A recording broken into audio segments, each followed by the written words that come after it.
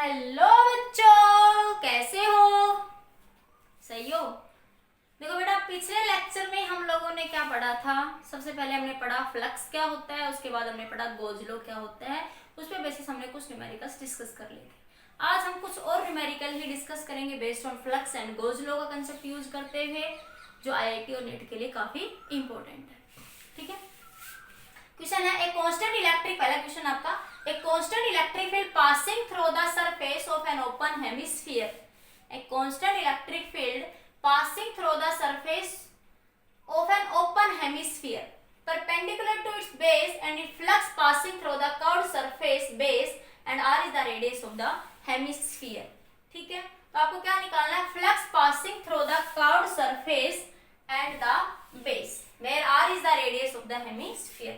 क्या देखो ये डायग्राम, इसका क्या बनेगा? इसका इलेक्ट्रिक फील्ड इसके क्या परपेंडिकुलर, बेस के क्या है? परपेंडिकुलर है। देखो ये होता है कर्व सरफेस और ये क्या आपका बेस। तो बेस से और आपके पास कर्व सरफेस से जाने वाली इलेक्ट्रिक फील्ड की वैल्यू आप लोगों को बतानी है। जबकि आपके पास ए कितना दे रखा है, ऑप्शन दे रखे हैं pi are square e, this option B, option C, कौन सा ऑप्शन आपका सही होगा? तो देखो इलेक्ट्रिक फील्ड हेमिस्फीयर है और सरफेस के क्या है? परपेंडिकुलर है। This is the direction of your electric field. ठीक है, तो देखो टोटल जो फ्लक्स पास होगा, टोटल फ्लक्स फाई किसके बराबर होगा? Phi curve plus phi base, इसके तो बराबर होगा ना। बताओ, ये आपके पास देखो इलेक्ट्रिक फील्ड लाइंस ऐसे जा रही है, ध्यान रखना। क्यू चार्ज कहीं नहीं रखा हुआ है, मैं बात करूं क्यू चार्ज की, तो फ्लक्स इलेक्ट्रिक फील्ड लाइंस ऐसे जा रही है। तो इस कर्व सरफेस और इस बेस से जाने वाले फील्ड के कारण आपको फ्लक्स को बताना है। तो देखिए फ्लक्स फाई क्या होता है? टोटल फ्लक्स फाई क्या होगा? कर्व से जाने वाला और बेस से जाने वाला, कितना तो होगा टोटल फ्लक्स फाई। तो देखिए, तो यहां से देखिए ये फील्ड लाइंस ऐसे जा रही है, तो ये तो समझ आ रहा है कि देखो मतलब क्यू चार्ज कहीं बाहर रखा हुआ है फ्लक्स से। हेमिस्फीयर से मैंने बताया था, अगर हेमिस्फीयर के अभी पीछे बताया था मैंने कि ये आपका एक हेमिस्फीयर है। ठीक है, अगर इसके सेंटर पे चार्ज क्यू रखा था तब तो आपने क्या निकाल लिया था? इसको पूरा सिमेट्रिकल बना के क्या कह दिया था? Q/2 एप्सिलॉन नॉट आ जाएगा इस ऊपर वाले सरफेस में से पास होने वाला फ्लक्स। ठीक है, अब क्यू चार्ज, अब ये जो सिचुएशन है ना, इसको वो ऐसे भी कह सकते हैं आपसे कि ये आपका हेमिस्फीयर। ठीक है, अब की बार क्यू चार्ज यहाँ बाहर रखा है, कहीं सेंटर पे नहीं रखा, तब इलेक्ट्रिक फील्ड लाइंस ऐसे तो पास होंगी परपेंडिकुलर टू द सरफेस, ऐसे तो पास होंगी ना। अरे बोलो, तो यहां से अब इसने इस सिचुएशन में तो फ्लक्स जीरो हो जाएगा, लेकिन इसमें ऐसे फील्ड लाइंस ऐसे जा रही है, field lines perpendicular to the surface जा रही है, किसी ऐसे भी नहीं जा रही। जैसे मैं कहूँ ये अभी जो बता रही क्यू चार्ज यहाँ रखा है, ऐसे भी जाएंगे, ऐसे भी जाएंगे, ऐसे भी जाएंगे, ऐसे जाएंगे, फील्ड लाइंस पास होती है। ठीक है, तो यहाँ पे वो यही कह रहा है कि परपेंडिकुलर टू द सरफेस जो हो रही है वो कर्व सरफेस के फील्ड लाइंस आपकी ऐसे जा रही है। इलेक्ट्रिक फील्ड लाइंस में ये कह सकते हो कि in the electric field lines आपने एक हेमिस्फीयर को रख दी। तो देखो इसका एरिया वेक्टर, इस सरफेस का, बेस का देखते हैं। बेस का एरिया वेक्टर ए इधर होगा, बेस का जो एरिया वेक्टर वो इधर होगा, और फील्ड लाइंस कैसे हैं आपकी? ऊपर है, इस डायरेक्शन ऑफ। तो बेस पे देखो, बेस का एरिया वेक्टर इधर होगा और इलेक्ट्रिक फील्ड लाइंस की डायरेक्शन ये है। थीटा क्या बना? 180 डिग्री। तो फाई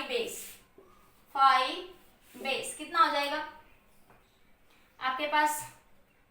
ई ए कोस 180 डिग्री कितना हो जाएगा? माइनस का ई ए, एरिया क्या बन जाएगा? पाई आर स्क्वायर। अरे बेस का एरिया क्या बन जाएगा? पाई आर स्क्वायर बन जाएगा यहाँ से। तो देखिए इसी तरह यहाँ से, अब देखो टोटल फ्लक्स जो पास होगा, टोटल फाई तो जीरो होना ही है कि जितनी फील्ड लाइंस अंदर जा रही है उतनी क्या जा रही है? बाहर। तो टोटल फ्लक्स क्या हो गया? जीरो। तो क्या बना? आप यहाँ से ये भी कह सकते हो ना, total flux zero, total flux phi क्या हो जाएगा? जीरो। तो क्या बना? फाई का बेस, तो क्या लिख सकते हो? Minus time of phi curve लिख सकते हो या नहीं? बोलो, minus time of phi curve लिख सकते हो, अलग अलग भी निकाल लेंगे। तो देखो फाई बेस कितना आया? E into pi are square, तो क्या बन जाएगा? E into pi are square बन जाएगा। अरे माइनस, इसके साथ माइनस और लगाऊंगी, क्या बना? ए इंटू पाई आर स्क्वायर। तो आंसर क्या बना आपका ऑप्शन ए। अब तुम कहो मैडम और हम तो अलग तरीके से निकालेंगे, तो यहाँ निकाल लो। तो देखो इस सरफेस का एरिया वेक्टर भी इधर है और इलेक्ट्रिक फील्ड भी इधर है, तो यही तो है आपका कर्व सरफेस। तो यहाँ थीटा क्या बन रहा है आपका 0। यहाँ थीटा कितना था बेस पे 180 डिग्री, यहाँ थीटा 0 है तो फाई क्या हो जाएगा E इंटू ए, पॉजिटिव ही तो आएगा ना। तो देखो ऑप्शन कौन सा सही हो जाएगा, ऑप्शन नंबर ए। ठीक है, अब इसी क्वेश्चन में मैं थोड़ा चेंज कर देती हूँ, समझ आया। इलेक्ट्रिक फील्ड लाइंस इतने क्वेश्चन में कहा था कांस्टेंट इलेक्ट्रिक फील्ड, ये पहले कंडीशन में बता चुकी कांस्टेंट इलेक्ट्रिक फील्ड में ही आप गोजलों को लगाएंगे, अदरवाइज लगा तो सकते हो पर कॉम्प्लिकेटेड प्रॉब्लम हो जाएगी। ठीक है, passing through perpendicular to the base of the hemisphere, perpendicular to its base. ठीक है, तो ये आपके पास इलेक्ट्रिक फील्ड लाइंस ऐसे जा रही थी, बेस के परपेंडिकुलर थी, तो टोटल फ्लक्स पूछ रहा था कर्व सरफेस में से कितना जाएगा और बेस में से कितना जाएगा, तो हमने निकाल लिया। ठीक है, अब इसी क्वेश्चन को मैं थोड़ा चेंज कर देती हूँ। यहाँ पे क्वेश्चन यही है, इलेक्ट में यहाँ कर देती हूँ परपेंडिकुलर की बजाय an electric hemisphere parallel to its base, parallel to its base, ये पैरेलल लिख लेना, parallel to its base, parallel to its base. या मैं कह दूं कि इलेक्ट्रिक फील्ड लाइंस जो है आपकी कैसे होगी, क्वेश्चन में देख लीजिए। क्वेश्चन वही है, बस इतना कर दिया, ये कर्व सरफेस है, आपके पास इलेक्ट्रिक फील्ड लाइंस ऐसे जा रही है। मैं थोड़ा अंदर से कम ले रही, थोड़ा दिखेगा नहीं ना, इसलिए एक लाइन दिखा देती हूँ अंदर से, ऐसे सारे में जा रही है इलेक्ट्रिक फील्ड लाइंस। ठीक है, तो देखो अब यहाँ देखते हैं इलेक्ट्रिक फील्ड, तो ये इलेक्ट्रिक फील्ड है आपकी, तो देखो ये बेस है, ये कर्व सरफेस, तो बेस का देखो ये इस बेस का नॉर्मल होगा, एरिया वेक्टर होगा इधर, बोलो इसका एरिया वेक्टर होगा इलेक्ट्रिक फील्ड इधर, थीटा क्या बना 90, तो फाई बेस क्या बना ई ए कोस 90, क्या बन जाएगा 0, क्या बन जाएगा आपका 0। यहाँ देखो अब ये कर्व सरफेस है, यहाँ से इसका भी एरिया वेक्टर इधर जा रहा है और इलेक्ट्रिक फील्ड ऐसे, तो फाई कर्व, फाई अरे यहाँ से इलेक्ट्रिक फील्ड ऐसे तो जाएगी और एरिया वेक्टर ऊपर है, थीटा क्या बना ये ई ये ए 90 डिग्री, तो फाई कर्व वो भी कितना हो जाएगा ई ए कोस 90, तो आंसर क्या आ जाएगा 0। तो दोनों केस में आंसर क्या हो जाएगा यहाँ पे आपका 0, फाई टोटल क्या बन जाएगा आपका 0। ठीक है, तो अलग एक्स एक्सिस इस तरीके से रखेंगे तो आंसर ये आएगा, और अगर परपेंडिकुलर टू द कर्व है तो आपका आंसर क्या आ जाएगा पाई आर स्क्वायर ई और माइनस ई ए और माइनस का ई, एरिया कुछ भी हो वहां पे आपका। ठीक है, समझ आया। और देखिए आगे क्वेश्चन, नेक्स्ट क्वेश्चन देखें, क्वेश्चन नंबर 3 देखें, क्वेश्चन नंबर 3। अगर आपके पास जैसे ये एक आपके पास ऐसे सिचुएशन दे दी,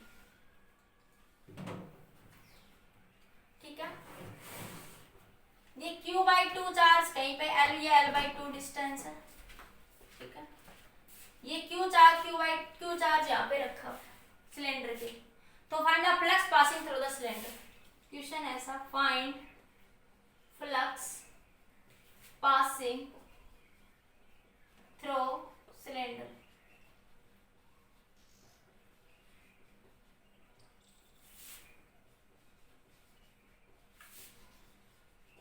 कितना होगा, तो देखो वो पीछे जो केस बताया था भाई कि सिलेंडर को क्या कर लो पहले पूरा कर लो,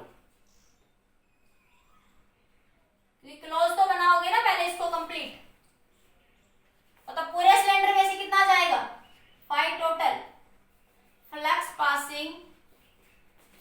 पासिंग, अरे ये ऐसे तो बन गया ना, अब पूरा बनाते ही कि क्यू चार्ज इसके बीच में आ गया कहीं पे, मैं ऐसे यहां भी तो कर सकती हूँ ना, ठीक है, ध्यान रखना इस बात। तो flux passing through whole cylinder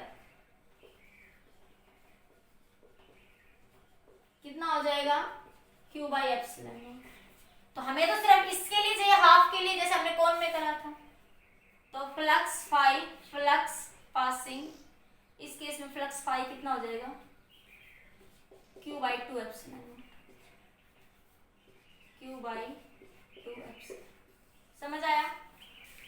पहले इसको क्लोज बनाएंगे तो पूरे में से ऊपर भी ऐसे भी ऐसे भी ऐसे भी ऐसे ऐसे कितना जाएगा, Q/एप्सिलॉन नॉट। आपको तो सिर्फ इतने में पूछा है ना L/2 के लिए, तो कितना हो जाएगा Q/2 एप्सिलॉन, कितना हो जाएगा Q/2 एप्सिलॉन नॉट। ठीक है,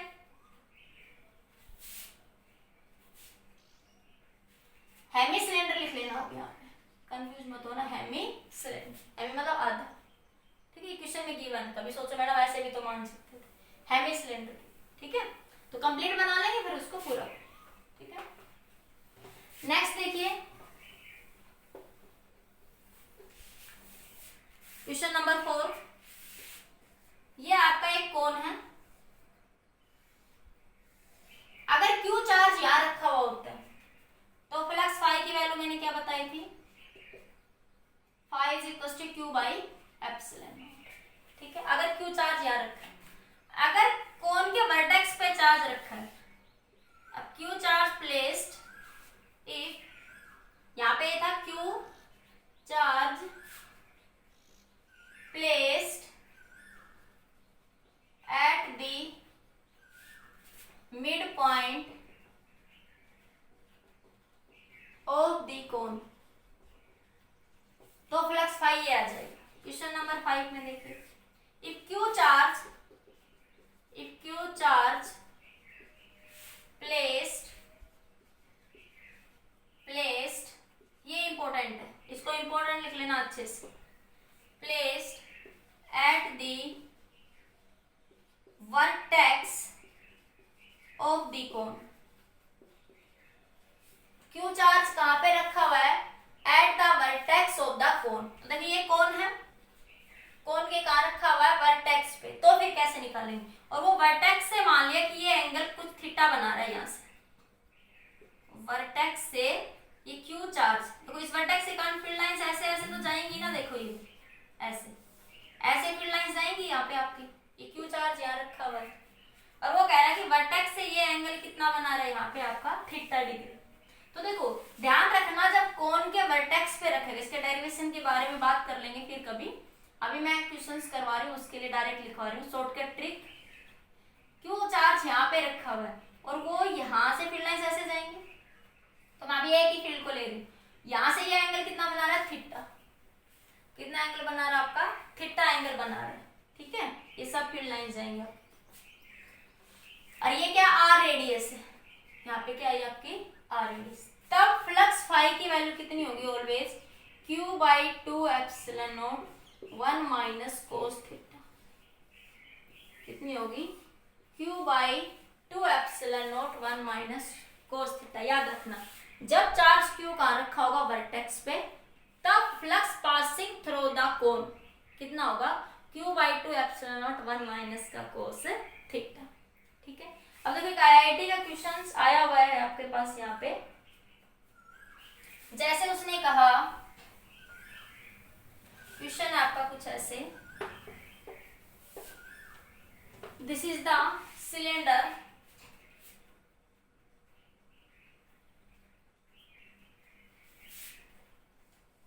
ये एक सिलेंडर है, ठीक है,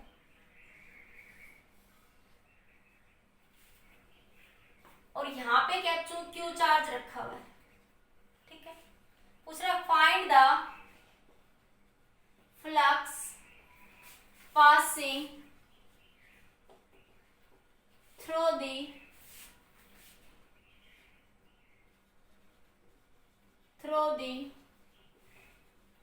curved surface of the cylinder। Question समझ आया आपके पास, find the flux passing through the curved surface of the cylinder. Cylinder के कर्व सरफेस से आपको क्या निकालना, फ्लक्स। ट्राई करिए, कैसे करेंगे, क्या सोच सकते, Q/एप्सिलॉन नॉट, अरे कर्व सरफेस से पूछ रहा है, कंप्लीट सिलेंडर से नहीं पूछ रहा, सिर्फ किससे पूछा है? कर्व सरफेस से, ना कि कंप्लीट सिलेंडर से। क्या आंसर मार दोगे? ऑप्शन में दे देगा वो आपको।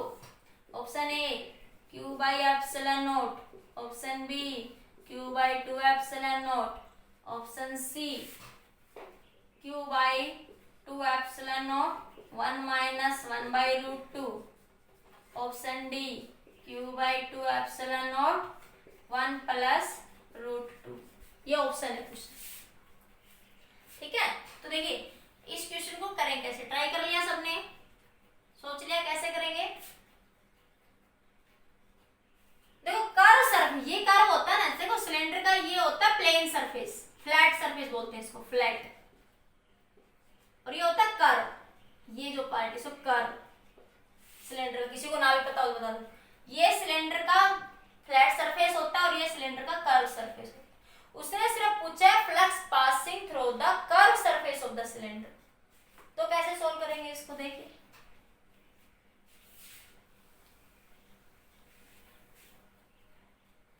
इसको मैं ऐसे लिख लूं, इसके कारण इलेक्ट्रिक फील्ड लाइंस ऐसे भी जाएंगी, ऐसे भी जाएंगी, ऐसे भी जाएंगी। ऐसे ही ये फील्ड लाइंस नीचे भी आएंगी, ऐसे ही तो आएंगी। बोलो भाई, अरे बोलो, जाएंगी या नहीं जाएगी? अरे बताइए, जाएंगी ना? तो देखो, तो ये कोन की फॉर्मेशन बन गई या नहीं बन गई? ये ऐसे जा रही इससे,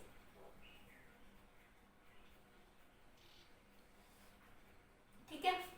तो एक कोन की फॉर्मेशन बनी। तो देखिए ये मिड में रखा हुआ इस सरफेस से, तो मुझे दिख रहा है कि ये एंगल कितना होगा? 90 डिग्री।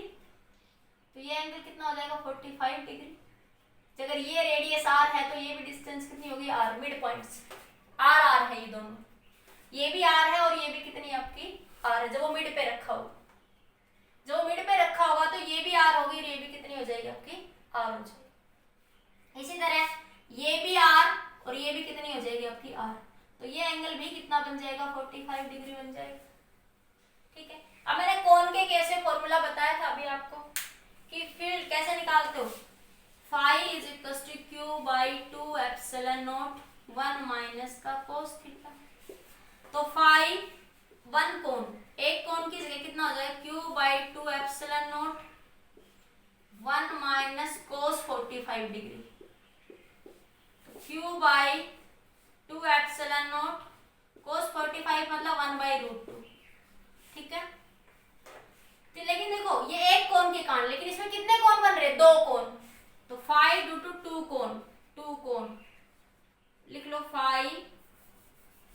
फाई ड्यू टू 2 कोण कितना बन जाएगा? 2 Q by 2 epsilon not 1 minus का रूट 2, 2 से 2 कैंसिल, तो फाई 2 कोण कितना बन जाएगा? Q by epsilon not 1 minus का 1 बाई रूट। ठीक है, तो क्या आ जाएगा? Q by epsilon not 1 minus 1 by root 2। ठीक है, कितना बन गया? अब ये फाई 2 कोण के कारण आया आपका। किसके कारण आया? फाई 2 कोण के कारण आया, लेकिन मुझे तो फाई कर्व के कारण चाहिए। तो देखो इतना लिख लिया सबने, इतना हो गया सबका, इतना लिख लो, एक बार लिख लिया, लिख लो। तो देखो आगे, आगे देखो एक बार। फाई टोटल किसके कारण होगा? Phi due to curve plus phi due to total ना, ड्यू टू 2 कोण, यही तो होगा ना। Phi due to curve minus phi due to 2 curve. तो मिड पे रखा हुआ है तो टोटल फाई तो कितना पास होगा? टोटल फाई तो Q by epsilon not pass होगा ना। अरे कि जब किसी सिलेंडर के मिड पॉइंट पे चार्ज क्यू रखा रहता है तो टोटल फ्लक्स फाई कितना होता है? Q by epsilon nought. आपको क्या चाहिए? फाई कर्व चाहिए ना, phi curve, phi total minus phi 2 कोण। तो क्या बन जाएगा आपके पास? फाई टोटल कितना है? Q by epsilon nought minus phi 2 कोण की वजह से कितना है? Q by epsilon not 1 minus root 2। Solve कर लो इसको। Q by epsilon nought minus Q by epsilon nought plus Q by epsilon nought root 2। ठीक है, तो क्यू से क्यू कैंसिल, तो आंसर क्या आ जाएगा क्यू बाई रूट 2 एप्सिलॉन। इस आंसर में बेटा रूट 2 कर लेना एक में ऑप्शन में। ठीक है, तो ये तो सिर्फ 2 कोण के कारण अगर पूछता तो इनमें से ये ऑप्शन सही हो जाता। अब उसने किसके कारण पूछा, find to the curve surface of the cylinder, curve surface of the cylinder. तो फाइव टोटल में से कोण को घटा दोगे कि कोण से जो फ्लक्स बना है उसको फाइव टोटल में से घटा दो, तो इस कर्व सरफेस से जो इधर पास होगा, जो इधर पास होगा वो हमें मिल जाएगा कितना, क्यू बाई रूट 2 एप्सिलॉन। तो ये आपका ऑप्शन सही हो जाए। फिर से समझिए, एक सेंटर पे सिलेंडर के चार्ज क्यू रखा हुआ है और पूछ रहा है कर्व सरफेस से कितना चार्ज है फ्लक्स पास होगा। ठीक है, तो टोटल फ्लक्स तो कितना पास होगा क्यू बाई एप्सिलॉन नॉट। अब हमें ये दिख रहा था कि मिड पे रखा थे कोन टाइप में बन रहा है, तो मैं इसको कोन तो बनी रही ना मेरी फॉर्मेशन, देखो कोन ही तो बन गया, अगर मैं ऊपर जाके बना दूं कैसे, ऐसे कोन ही तो बन गया ना मेरे एक तरीके से, कोन की शेप बन गई ना। कोन में यही तो था ना कि ये ऐसे, तो यही सिचुएशन तो बन रही थी, इसी से तो हम सोल्व कर रहे थे ना प्रॉब्लम्स। तो उसका मैंने जनरल डायरेक्ट फॉर्मूला लिखवाया था Q by 2 epsilon not 1 minus cos theta. Theta 45 degree हो जाए, जब ये आर है तो ये भी आर होगी मिड पॉइंट से। ठीक है, तो 90 45 45। ठीक है, तो दो कोण बने, एक ऊपर एक नीचे, तो दो कोण के कारण इतनी आ गई, टोटल इतनी है, घटा दोगे तो कितना जाए Q by root 2 epsilon nought. तो ऑप्शन नंबर बी आपका क्या हो जाएगा यहाँ पे सही हो जाए। ठीक है, और एक क्वेश्चन देखिए, आपका समझ आ गई ये सबको क्लियर, लिख लो एक बार 2 मिनट सबके सारे बच्चे। तो एक कंसेप्ट ध्यान रखना कोण वाला कि Q by 2 epsilon 1 minus cos theta, जहां पे कोण की फॉर्मेशन बन जाए तो वहां प्रॉब्लम्स को आप सॉल्व। ये आईआईटी 2004 का शायद क्वेश्चन है, आया हुआ जो है, देख लेना एक बार। नेक्स्ट क्वेश्चन देखिए, नेक्स्ट प्रॉब्लम है कुछ ऐसी आपकी,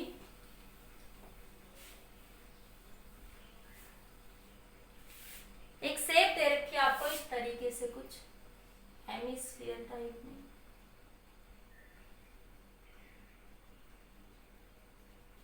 मटका बना दिया। ठीक है, इससे इस पॉइंट से h हाइट पे, ये r इसकी रेडियस है। ठीक है, एक चार्ज q रखा हुआ है, find the flux passing through the curve surface, find the flux passing through the curve surface, curve surface। इसमें वही ट्रिक का यूज करेंगे हम लोग, कर्व सरफेस से कितना फ्लक्स यहाँ पे पास होगा। Getting my point students? तो देखो इसमें भी तो यही है, इस क्यू से इधर भी फील्ड लाइंस जाएंगी, इधर भी फील्ड लाइंस जाएंगी, ऐसे भी ऐसे भी, लेकिन मेरा नीचे तो मुझे नहीं पता, बराबर कौन नहीं बन रहा, लेकिन मुझे ऊपर का पता है, सिर्फ मुझे किसका पता है, ऊपर की डायरेक्शन। तो ऊपर का निकाल लेती हूँ, तो मुझे यहाँ पे देखो h हाइट दे रखी है, r बराबर नहीं है, मुझे नहीं पता ये h, तो मैं ये नहीं कह सकती ये 45 डिग्री हो जाएगी। ठीक है, हाइट h है ना, तो ये आपके आंसर को ऑप्शन की फॉर्म में देख लेना, थीटा वो आपको दे देगा। तो यहाँ से वही फार्मूला कौन बन गया, this is the cone formation. तो फाइव क्या बन जाएगा, Q by 2 epsilon not 1 minus कोस। ये डायरेक्ट याद रखना, इसका डेरिवेशन कहोगे तो करवा दूंगा, बाकी कोई जरूरी नहीं है, डायरेक्ट स्टेप याद रखो, अगले किसी लेक्चर में डिस्कस कर दूंगी। तो 5 = क्यू बाई 2 एप्सिलॉन नॉट। ठीक है, तो cos थीटा निकाल लो। अब यहाँ से cos थीटा कैसे निकाल सकते हो, ये डिस्टेंस कितनी हो जाएगी, h square plus r square. तो आपके पास ये एंगल थीटा है, cos थीटा की वैल्यू यहाँ से क्या बन जाएगी आपकी, base h height h upon में h square plus r put कर दो, तो फाई कितना आ जाएगा, फाई कोण की वजह से q by 2 epsilon not 1 minus cos theta की वैल्यू पुट कर दो, h अपॉन में h स्क्वायर प्लस में r का स्क्वायर और इसका अंडर रूट। ये बन जाएगा या नहीं बन जाएगा बताओ सारे बच्चे।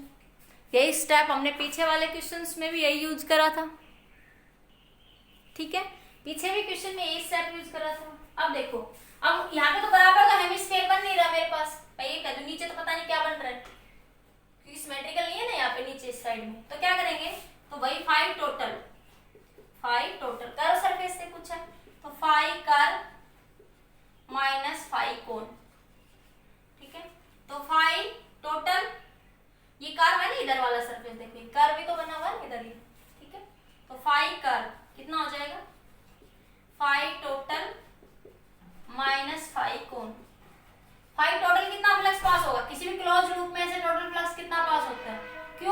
Epsilon nought. किसी भी टोटल क्लोज में से कितना फ्लक्स पास होगा, Q बाई एप्सिलॉन नॉट। कितना आ जाएगा, फाई टोटल कितना है, Q by epsilon nought minus Q by 2 epsilon not 1 minus H upon में H स्क्वायर प्लस R। देखो आंसर की फॉर्मेशन किसी भी फॉर्म में हो सकती है, वो ध्यान रख लेना कि वो थीटा की फॉर्म में दे रहा है आंसर आपको, या H और R डिस्टेंस की फॉर्म में, वो आप वहां से कैलकुलेट कर सकते हो। पर हाँ, हम इस तरह के क्वेश्चंस को इजीली इस शॉर्ट ट्रिक से सॉल्व कर सकते हैं। कौन वाली प्रॉब्लम्स, समझ आया? बताओ सभी बच्चों को इतना समझ आ गया, क्लियर हुआ या नहीं हुआ? देखो एक बार करो इस क्वेश्चन को। उसके बाद एक अच्छा क्वेश्चन आपका एनसीईआरटी का वो डिस्कस करते हैं। फिलहाल इस क्वेश्चन को देखो आप लोग। देखो बच्चा, बेटा नेक्स्ट न्यूमेरिकल आपका एनसीईआरटी का, ये एनसीईआरटी नेक्स्ट न्यूमेरिकल आपका क्या है, the electric field component in figure are shown. ठीक है, अल्फा एक्स की पावर 1/2, ये इलेक्ट्रिक फील्ड फिगर आपको दे रखी है। ई वाई और E Z direction electric field क्या आपकी 0। Find the calculate the flux passing through the cube and charge enclose in the cube. ये क्वेश्चन दे रखा है आपको। ठीक है, तो कैसे करेंगे देखिए इस क्वेश्चन को। ये ओरिजिन है, ओरिजिन से क्यूब ए डिस्टेंस पे रखी हुई है यहाँ से, और हर एक साइड की क्यूब भी क्या है आपकी ए ही है। ठीक है, तो ये एक्स एक्सिस है आपकी, ये वाई और ये आपकी जेड। तो वाई और जेड में तो वैसे भी पता है सिंपली हमें इलेक्ट्रिक फील्ड क्या हो जाएगी आपकी 0। बाकी इसने क्वेश्चन में दे भी रखी है। अल्फा कोई भी कांस्टेंट है जिसकी वैल्यू कितनी दे रहा है आपके पास 800 न्यूटन पर कूलम। तो पहले फ्लक्स की बात करते हैं। जैसे हमने क्यूब का पीछे क्वेश्चन बात करी ना, वही सेम ही क्वेश्चन, कुछ नहीं बचा क्वेश्चन में। तो देखो, तो इस एक्सिस में तो ई वाई भी 0 है, इधर ई जेड भी क्या आपका 0 है। बस इस फेस पे बात कर लेते हैं, लेफ्ट और राइट में। साइड ए है, तो देखो ये वाला फेस है, इसको फेस में 1 कह देती हूँ, इसको मैं 2 कह देती हूँ। ठीक है, तो 2 फेस में इलेक्ट्रिक फील्ड की डायरेक्शन ये है, this is your direction of electric field along x axis. ये एक्स कंपोनेंट क्या बता रहा है कि इलेक्ट्रिक फील्ड की डायरेक्शन किधर है, पॉजिटिव एक्स एक्सिस में। इलेक्ट्रिक फील्ड की डायरेक्शन किधर है, पॉजिटिव एक्स एक्सिस में। इलेक्ट्रिक फील्ड ऐसे जा रही है, this is the direction of EX. तो देखो इस फेस में इलेक्ट्रिक फील्ड इधर है, आपका एरिया कंपोनेंट भी इधर ही होगा, डीएस कंपोनेंट, एरिया कंपोनेंट इधर ही तो होगा ना। ठीक है, डीएस लिख लो। ठीक है, इधर देखो इसमें एरिया कंपोनेंट इस फेस के लिए, इस फेस के लिए एरिया वेक्टर इधर होगा, और इलेक्ट्रिक फील्ड कहाँ इधर होगी ना डायरेक्शन। तो देखो इन फेस फर्स्ट फाई क्या होता है, ई D S cos theta. Theta कितना आपका यहाँ पे 180 डिग्री। तो यहाँ पे थीटा आउटवर्ड है ना, क्यूब है तो आउटवर्ड लेंगे, थीटा कितना हो जाएगा 180 डिग्री। तो phi E D S integration कर दो टोटल के लिए, ये डी फाई लिख लेना, टोटल के लिए क्या कर दोगे इंटीग्रेशन। तो डी फाई, ये मैं लिखती नहीं पर समझ आ जाएगा ना, डी फाई स्मॉल के लिए, टोटल के लिए फिर फाई हो जाएगा। ये D phi E D S cos 180, cos 180 क्या होता है माइनस कोस 180 डिग्री, क्या आ जाएगा E into D S, 0 to s surface area, क्योंकि इस सरफेस का एरिया क्या हो जाएगा एस,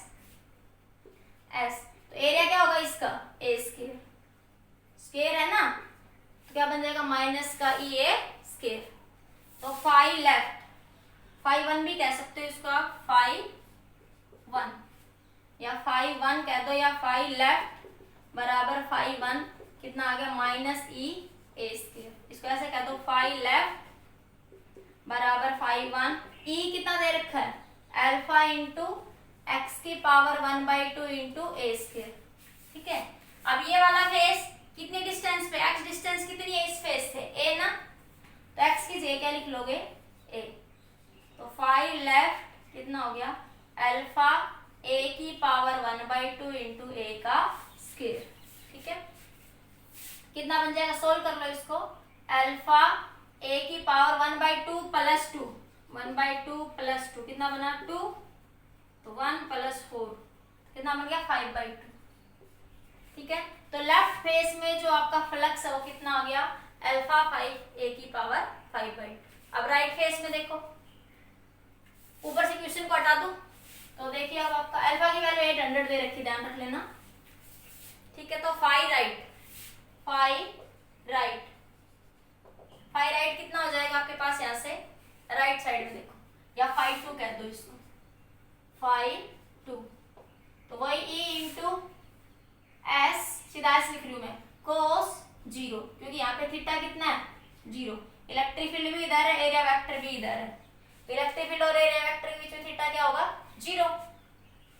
क्या बन जाएगी, ई एस, ई की वैल्यू अल्फा, ई की वैल्यू कितनी थी, अल्फा एक्स की पावर 1/2, तो अल्फा एक्स की power 1/2 into A square, area इसका भी, इस फेस का भी एरिया कितना हो जाएगा, ए स्क्वायर, ठीक है, इस फेस का भी एरिया कितना हो जाएगा, ए स्क्वायर।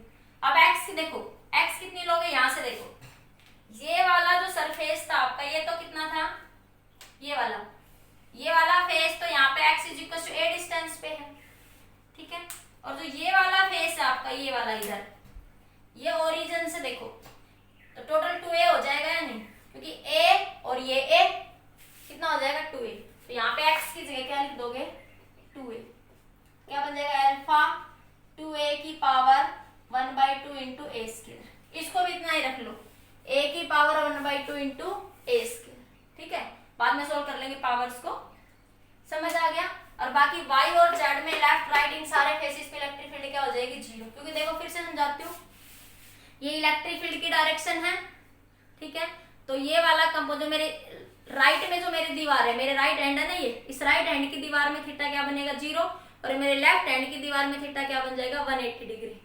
ऊपर जो दीवार है उसमें 90 डिग्री, नीचे जो दीवार है उसमें भी 90 डिग्री, जो मेरे सामने दीवार है उसमें भी 90 डिग्री, जो मेरे पीछे दीवार है उसमें भी क्या बनेगा, एंगल 90 डिग्री, तो उन सारी दीवारों से फ्लक्स क्या हो जाएगा आपका, जीरो हो जाएगा, ठीक है। अब इसको सोल्व कर लेते हैं, फिगर सबको समझ आ गई, अब इसको सोल्व करते हैं, तो फाई टोटल क्या बन जाएगा, फाई टोटल, फाई टोटल, ठीक है, ये माइनस था नहीं, माइनस लगा लेना यहाँ पे, सब माइनस हर जगह आएगा, माइनस, तो फाई टोटल क्या बनेगा, phi left plus phi right, तो फाई राइट कितना है, अल्फा 2a की पावर 1/2 इंटू ए स्क्वायर, और फाई लेफ्ट कितना है, माइनस अल्फा a की पावर 1/2 इंटू ए स्क्वायर, क्या बना, अल्फा इसमें भी है, इसमें बाहर ले लो, अल्फा ए स्क्वायर बाहर, तो 2a की पावर 1/2 माइनस a/2, a/2 को बाहर कॉमन ले लो, अल्फा ए स्क्वायर a की पावर 1/2 भी बाहर आ जाएगा, तो क्या बना, ये √2 माइनस 1, क्या बना, अल्फा a की पावर 3/2, 1/2 5/2 सॉरी, 1/2 प्लस 2 क्या बना, अरे 1/2 प्लस 2, 2 एलसीएम 1 प्लस 4, 5/2 बन गया, तो 5/2 इंटू √2 माइनस 1, तो ये 5 आ गया आपका, अल्फा की वैल्यू पुट कर लो, a की भी वैल्यू पुट कर लेना, ठीक है, तो अल्फा की वैल्यू कितनी दे रखी है, 800, और a शायद आपका 1 मीटर या 1 सेंटीमीटर जो भी दे रखा था, तो 1 दे लिख लेती हूँ मैं, मान लिया a कितना था, 1 मीटर सेंटीमीटर जो भी देगा वो पुट कर लेना, तो 1 की पावर 5/2, √2 की वैल्यू 1.414 माइनस 1, तो क्या बना, 1 की पावर 5/2 1 ही रहेगा, तो 800 इंटू 0.414, इसको सोल्व कर लेंगे, ठीक है, तो ये आ जाएगा आपका 5, ये क्या आ जाएगा आपका 5 आ जाएगा, ठीक है। अब क्या निकालना था आपका, चार्ज Q, तो Q कैसे निकालेंगे, अब आप यहां से चार्ज Q के लिए क्या लगा दोगे, phi is equal to Q by epsilon nought, तो Q कितना हो जाएगा, 5 इंटू एप्सिलॉन नॉट, तो जो फाई की वैल्यू आई है ना 800 इंटू 0.414, इसको एप्सिलॉन नॉट से क्या कर देना, मल्टीप्लाई, और एप्सिलॉन नॉट कितना होता है, 8.85 10 टू द पावर -12, ठीक है, सोल्व कर लेंगे, तो ये आपका चार्ज भी आ गया, और क्या आ गया, आपका फ्लक्स भी आ गया, समझ आ गया सबको ये क्वेश्चन, क्लियर। तो अगला क्वेश्चन देखिए, if there are 2 sphere, question है नेक्स्ट, आपका सीबीएसई बोर्ड में भी आया क्वेश्चन है, अच्छा क्वेश्चन है, if there are 2 sphere, question लिख लोगे भाई, लैंग्वेज या लिखवाऊं मैं, if there are 2 sphere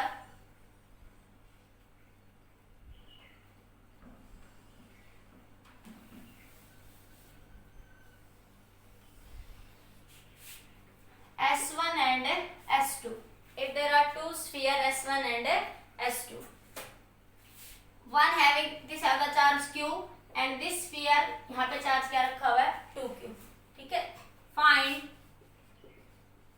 flux passing through sphere S1 and S2. ठीक है. B part, find the ratio of flux through S1 and S2. Third part question का, if dielectric constant K is introduced in sphere S1, then how the flux of sphere S1 change. Question का C part, D part है, if dielectric constant K is introduced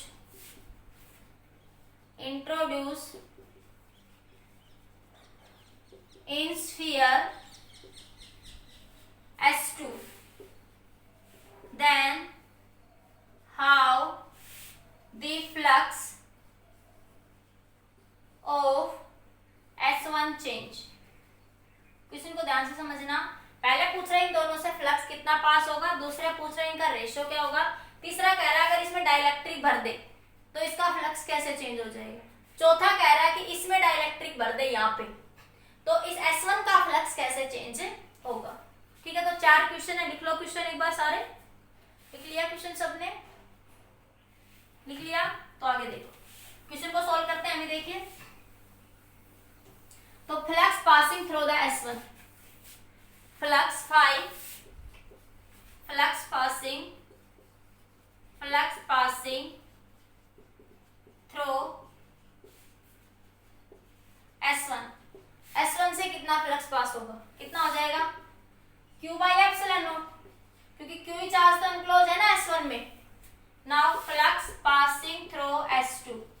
देखो अब S2 में तो Q charge, Q के कारण field lines होगी और 2Q के कारण फील्ड लाइंस होगी. देखो यहाँ से ये Q है ना और ये 2Q है, तो इसके कारण फील्ड लाइंस जाएगी इस S2 में से तो, और इस 2 के कारण भी सारी फील्ड लाइंस जाएंगी ना. तो टोटल चार्ज हो जाएगा Q plus 2Q by epsilon not. कितना हो जाएगा 3Q बाई एप्सिलॉन नॉट. ठीक है, समझ आ गया. तो S1 में से सिर्फ Q के कारण फ्लक्स पास होगा और S2 में से दोनों के कारण फ्लक्स पास होगा. तो इसको मैं phi1 कह देती हूँ थोड़ी देर के लिए. ये मैंने phi1 कह दिया, phi1, इसको मैंने phi2 कह दिया.